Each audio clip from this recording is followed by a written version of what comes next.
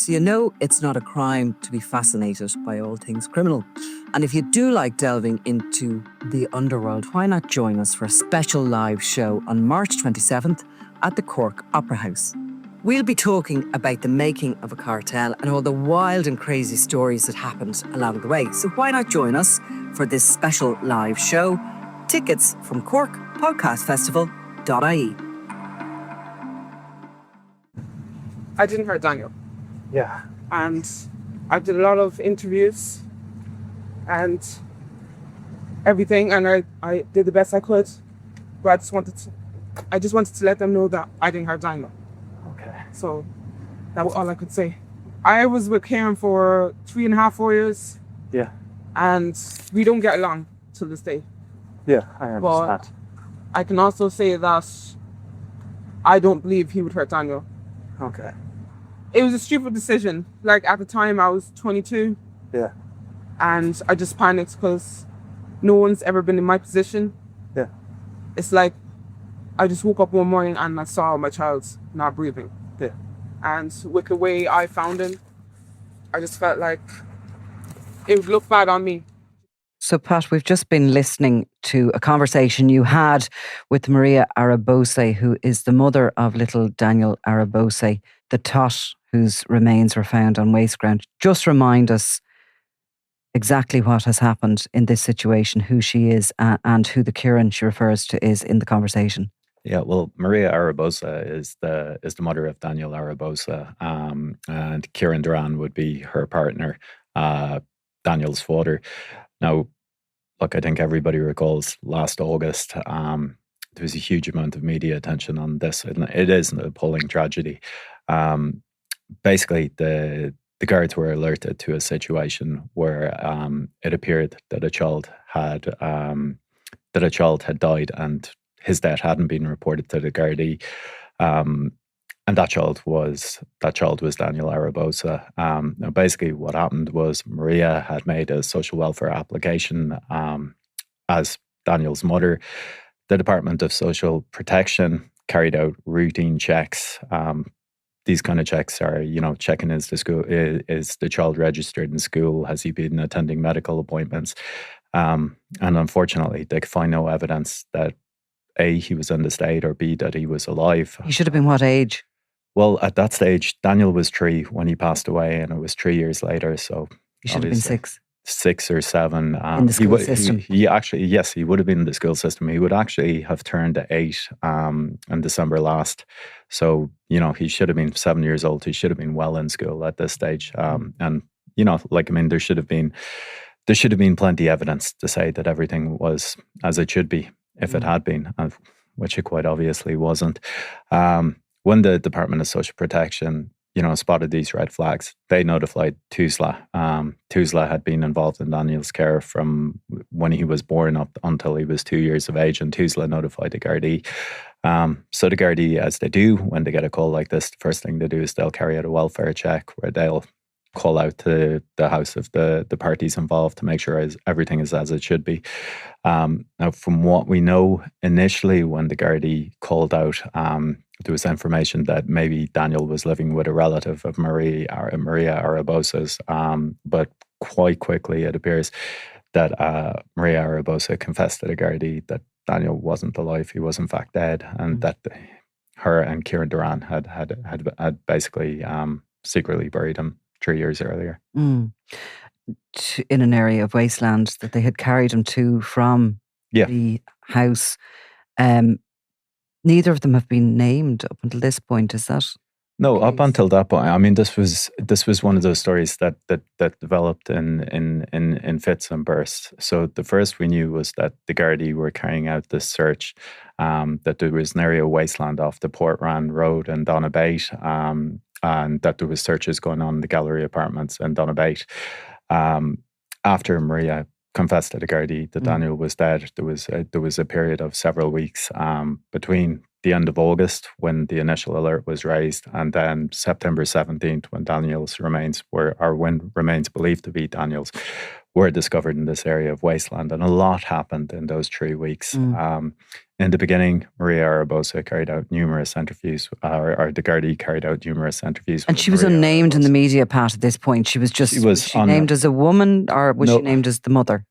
She was named as identified as the mother, but at that point, Daniel Aruebose hadn't been formally identified. Yeah. Neither had the mother and neither had the father. All that was known was that there was a little boy who had died, and in circumstances that had yet to be determined, but his death hadn't been reported to the Gardaí. So we had a 3-week window there where a lot was happening. Maria Arubose gave numerous interviews to the Gardaí, where she detailed the circumstances in which she said she had found Daniel. And basically, she told Gardaí that she woke up one morning, she went in, and Daniel had already passed away. She said her partner, Kieran Duran, was also asleep in the apartment, and that between the two of them, they tried to revive little Daniel by placing him in a bath and splashing water on him, and they weren't able to revive him.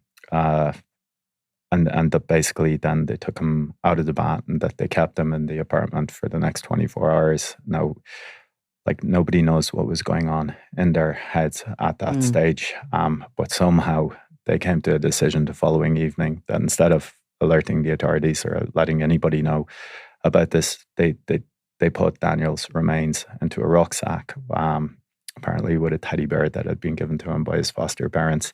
And they carried him 4 kilometers to this area of wasteland. And then they secretly buried him. And then it appears that after this, they resumed their lives. Kieran Duran moved to Brazil. Daniel's father. They split, obviously, after this. Yeah. And in the meantime, Maria Arubose continued to live in the gallery apartment in Donabate. Yeah. For the next 3 years until she applied for, was the children's allowance coming in all that time, and she was just asked to, from anybody who's had kids will realise they get a letter every kind of few years from social welfare to confirm the children are in school or whatever. So it was a case of that. She had been. Well, that's not fully We don't clear know as that. of yet. We just know that there was benefits applied for, and as part of this check, that's when the red flags were raised.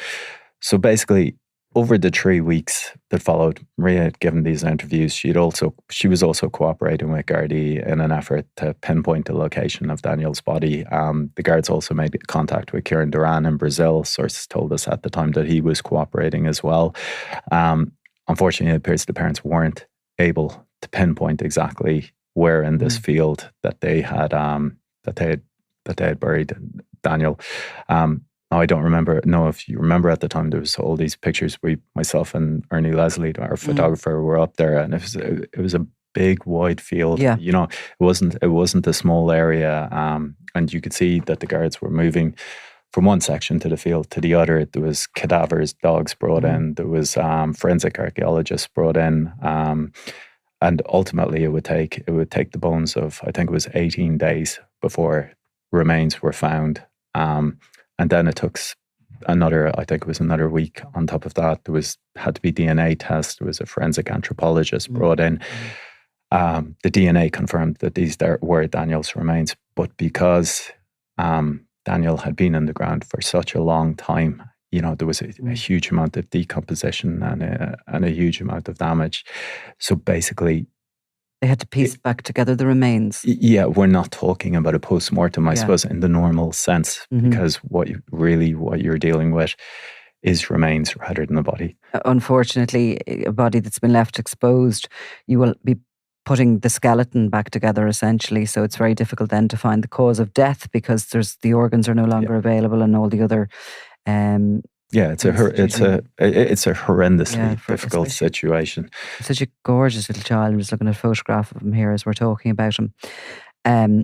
Had he been buried under the ground or sort of dumped within wasteland, and that wasteland engulfed what was no left? it was basically an area of I suppose when we say an area of wasteland, it wasn't an area where there was loads of rubbish or anything like that dumped. It was basically a field. It was a large field just off the Port Rand Road, but I mean, as in, was there a grave dug in the ground? Yes. Yeah. How far down? That I'm not sure of, but our understanding is that a grave was dug by hand and Daniel was laid to rest in the ground. And then so probably this was concealed. More a sort of a scrabbling at the undergrowth to place the body. You're not talking 6 foot down. You're talking no, we're not. No, we're not talking about a 6 foot grave. So basically, the Gardaí, having secured Daniel's remains and then brought them off for post-mortem investigations and everything, there was then a period where, that all of that was going on behind the scenes, and then it was in December. I think it was December 6th. It was the eve of the day when Daniel would have turned 8 years old. The guards upgraded the investigation to a murder investigation, and I suppose that was a pivotal moment in all of this because it gave Gardaí additional powers of arrest and investigatory powers, because when you're dealing with things like social welfare fraud, or even the failure to report the death of a child, the way it was described to me at the time was these weren't arrestable offences, whereas now the Gardaí were investigating a murder, and within a very short time the first arrest happened, and that first arrest was the arrest of Maria Arubose on suspicion of the murder of Daniel, and that she was again interviewed and ultimately released without charge with a false sent to the DPP.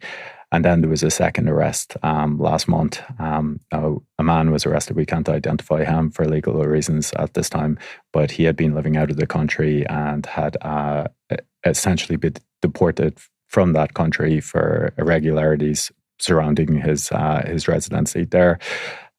He was arrested. He was also interviewed. It's our understanding that, again, there was full denials, and he was released without charge. And again, a file has been prepared for the DPP with regard to that.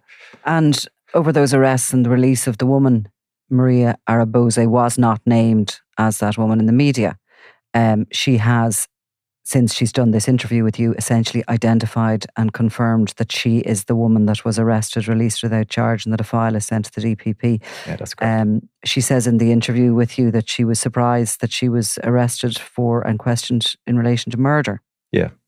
And look, one of the first things Maria Arubose said to me when I approached her was that I didn't hurt Daniel. And she said she'd given numerous interviews to the Gardaí and had done her best to tell the Gardaí that she hadn't hurt Daniel. She did go into some detail with us about the morning that she was the first person to find Daniel. She basically said that she had found him first, that he had already passed away. She said Kieran Duran was her partner. He was asleep in the apartment at the time. She said she didn't believe that Kieran would have hurt Daniel. And she repeated a couple of times that her belief is that Daniel died as a result of natural causes. Look, obviously that begs the question, if Daniel died of natural causes, why not ring an ambulance? Why not ring the Gardaí? I think, that would be the first response of most people if it was your child, would be, if you found your child unconscious or non-responsive, would be to ring 999. Now, Maria Arubose said she was 22 years old at the time. She said that nobody else had ever been in the position she found herself in that morning. She said she panicked, that it was a stupid decision and that it was a mistake. And she said if it was to happen over, she would have done things very differently. She said she's older now, but it was a mistake. These are her words. And when I asked her about the arrest last December, she said that not so much it wasn't so much that she was surprised that she had been arrested. It was that she was surprised that she was arrested on suspicion of murder. Because according to Arubose, she has said that her child died of natural causes. And this has been her position from day one, and she hasn't wavered in that. It's our understanding that she's maintained that position. Yeah, and she's clearly told you in the interview what she's told the Gardaí in relation to her getting up, finding him having passed away, etc. And, panicking, as she says. Now, do you know, under interview with the Gardaí, did she say anything about why she didn't try and reverse that over all those years that she had to? No, and unfortunately, when I was speaking to her the last morning, I would have preferred to have had a lot more time to ask questions. But she had a taxi picking her up and was getting in a taxi because she said she was going to attend an interview. Yeah. So I asked the questions that I thought were most relevant, and and you didn't have her for an extended period of time. Arrest. No, I didn't know. So you did. I'm sure the Gardaí did ask that question. Of course. I suppose another question that I would have asked if I'd had time was about her relationship with Daniel, because he spent the first year of his life. He was placed in foster care. I mean, back when this was all first coming out, we obtained a copy of Daniel's birth certificate, and that showed that Daniel had been born on December 12th of 2017. It showed that his parents, Maria Arubose and Kieran Duran, they were living in rented accommodation in Portmarnock at the time. And what we learned subsequently was that they had given Daniel up to be fostered, and Daniel spent the first year of his life with a foster family who absolutely adored him. We know that because one of his foster sisters spoke out. She described him as the sweetest little baby kid who was really, really clever, loved dancing. Even at that age, she was eager to kind of impress upon people that he could understand them when they were talking to him. These were his foster sister's words. So you have this gorgeous little kid whose foster family absolutely adore him, and he's there for the first year of his life. And then we can only assume this was at the request of Maria Arubose. He was given back to her and to Kieran Duran. And then for about 6 months after that, there was still contact with the foster family. There was respite breaks where Daniel would go and spend time with the foster family to give his mother a break. And then for about 6 months after that, from the timeline we've established, Tusla remained involved in his care. But then after 2 years, it appears that they ceased all involvement in Daniel's case. And I suppose that's one of the saddest things about all of this for Daniel Aruebose is it wasn't the Child and Family Agency carrying out checkups on this little boy that led to, it being found out what happened to him. It was actually checks being done by the Department of Social Protection. So it was checks being done for financial. So it was checks being done for financial reasons. And I suppose that's a question, that's something that needs to be looked at. Because if the Department of Social Protection are capable of carrying out these checks and doing it, thoroughly enough to spot this so quickly, when it becomes an issue of money for this country, then surely the Child and Family Agency, who are charged with looking after children, surely they should be able to carry out the same checks. But they say they had no further involvement. I'm sure they say they can't comment on individual cases. No, they issued statement. They did issue statements. But are they answering questions or they're issuing statements? No, they issued statements. And so these are details we gleaned from those statements. But I think that's something that really, really needs to be addressed here. Demands an inquiry in this case, for sure. Well, we know that Tusla carried out a rapid review in the wake of, all of this coming out, and that subsequently that was then handed over to the National Review Panel, and they're going to carry out a more detailed investigation. But I suppose, what has occurred here is far from over, because we don't know whether there's going to be people held to account. We don't know as of yet whether there was third party involvement in Daniel's death, and whether people will be charged with murder if that turns out to be the case, or whether this was simply a tragic case. And can I ask you something? So before she has identified herself as having been arrested and have been questioned at length by Gardaí. A file has gone to the DPP. She's told you she was arrested and questioned in relation to the murder of her child.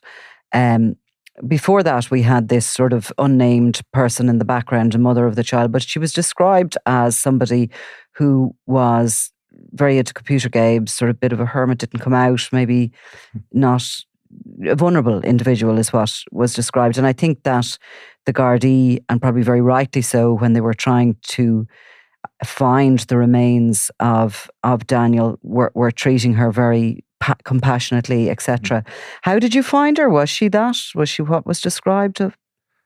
I only had, I had a brief conversation with Maria Arubose, but, this person I spoke to, it seemed, articulate, seemed well able to speak for herself. To me, it didn't seem like somebody who's, like your typical idea of, somebody who has agoraphobia or is shut into a property the whole time. She comes across articulate and and well able to answer Yeah. anything you'd put to her, you had the chance to put to her in the short space of time you were talking to her. I suppose we'll leave that there for the moment. And as far as we're aware, the files, are they being prepared or have they been sent to the DPP? No, the files are still being prepared for the DPP. And like to this day, Daniel's remains have yet to be released to his family for burial. Okay, well, a very sad story. Thanks a million, Pat. If you are already a subscriber to crimeworld.com, you've probably binged on our 6-part deep dive into the life and the rise of the dapper Don Christy Kinahan.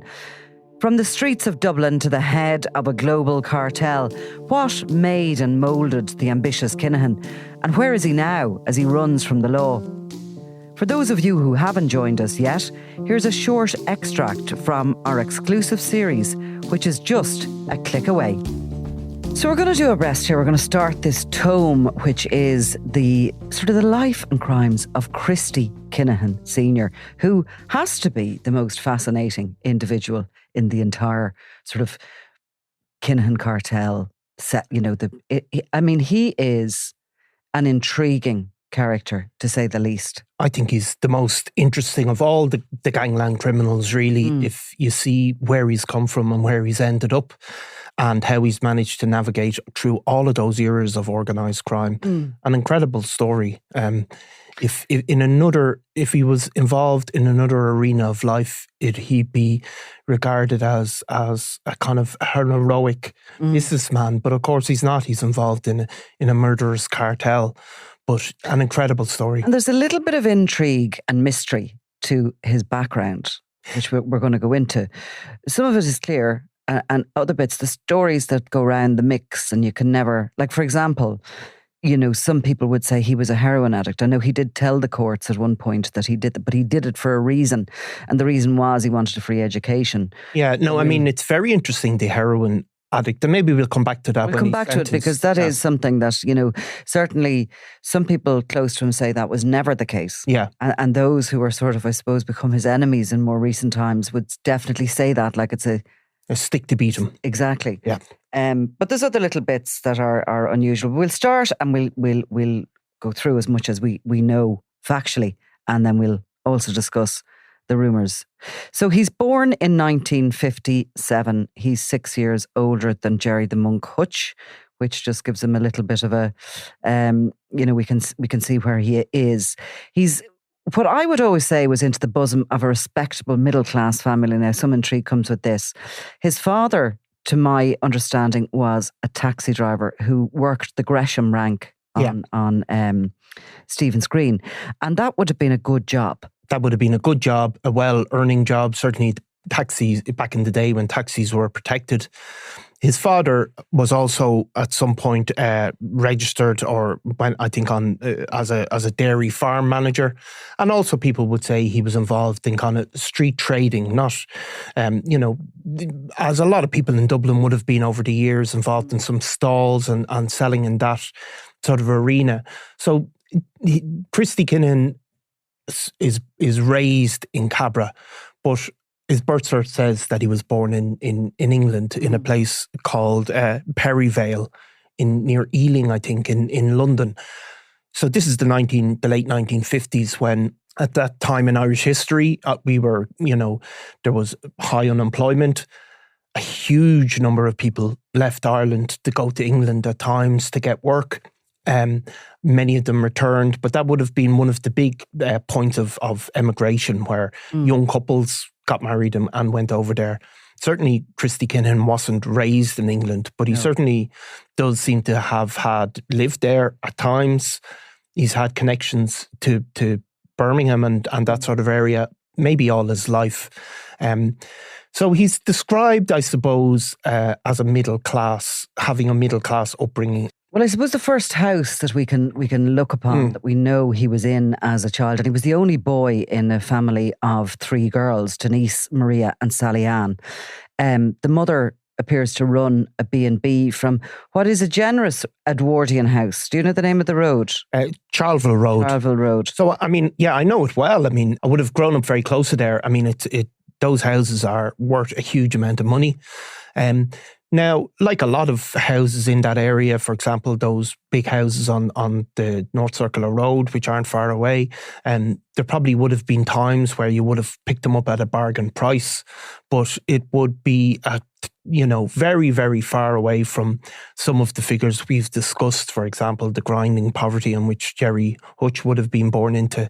Certainly Christy Kinnan would have been raised in something that's now worth a huge amount of money, that home. And it's would they have always been a middle class sort of a home? We're using that term very loosely here. That's part of East Cabra. Yeah. Right now, if you walk through East Cabra now, you can't. There's organic coffee shops and all of that sort of stuff, and houses being sold for routinely close to $500,000. Like back in the 60s, it wouldn't have been so much like that, I think. And those houses, like a lot of places in sort of Stony Batter or somewhere like that, those houses wouldn't have been seen as posh houses. Would a taxi driver's wage have bought that house? Well, it would have. It would have. I mean, it would be far, far bigger than most houses in that area, and would have cost a lot of money. But I suppose it's a different context, and Cabra would have been different then. Christy Kinnan would have been growing up in the 60s, early 70s when he's a teenager, and Cabra at that stage would have been a lot kind of wilder, I suppose. Like a lot of areas, there was a lot of homes built at one stage, and young people grew up, and it certainly would be a far more settled area, just like places like Crumlin and Drimnagh have become far more settled as the time has gone on. So he would have been brought up in an area that I wouldn't describe as being a sort of upper middle class area. He would have been grown up in a working class area, in a big house in a working class area, really. And yeah, it's the big house. Yeah. It's an impressive looking house. It always would have been. We do have some suggestion that the family originally lived in St. Teresa's Gardens. Yeah. To go from St. Teresa's Gardens to Cabra and to this Edwardian period property is a huge leap. It is a huge leap, and people would have said to me, for example, that the connection between the Kavanagh and the Kinnan family, for example, has always been a bit. This is Bomber Kavanagh's parents. This is Bomber Kavanagh's parents would have known Christy Kinnan's dad. They would have been friendly. All those people have no involvement in crime. There's no suggestion of that, but that it would have been, I suppose, maybe not as straightforward as this is he's a middle class guy. It's somewhere along that line, I suppose. And like most Irish people have, the poverty is only one generation away, I suppose. Well, he certainly had aspirations, and he was very smart. In school. Though it is said, and it just shows you when somebody gets as big a news story as Christy Kinnan that his leaving cert results have been made public. Do you know that? Didn't know that. And maybe not made public, but the Sun did a story about how he actually failed his leaving. Right. So Christy Kinnan, look, there's no doubt about him being smart, but certainly that was said that he only passed 2 subjects. He would have gone to, it said he went to Declan's in Cabra first and got expelled, and then went to O'Connell's in the North Inner City. Now, O'Connell's Christian Brothers School, probably one of the most famous schools in Dublin. My own father would have gone there. People would have got a scholarship, and it would have seemed to have been a really prestigious school. Past pupils would have included James Joyce, Pat Kenny, the broadcaster, former Taoiseach Sean Lamass, PJ Mara. Also, interestingly, and probably a relative contemporary of Christy Kinnan would have been Tony Gregory would have gone there, who would play a huge prominent role in the anti-drugs marches in the city. So he would have gone he would have, again, that would have been sort of a prestigious school. But he seems to have not thrived. And then I think we get into a bit of a grey area when he leaves school. But he excelled, apparently, at sport and at kickboxing. Yes, and that was a thing that he kept up, I think, through all his life, one way or another. And obviously his sons would have a huge interest in boxing as well.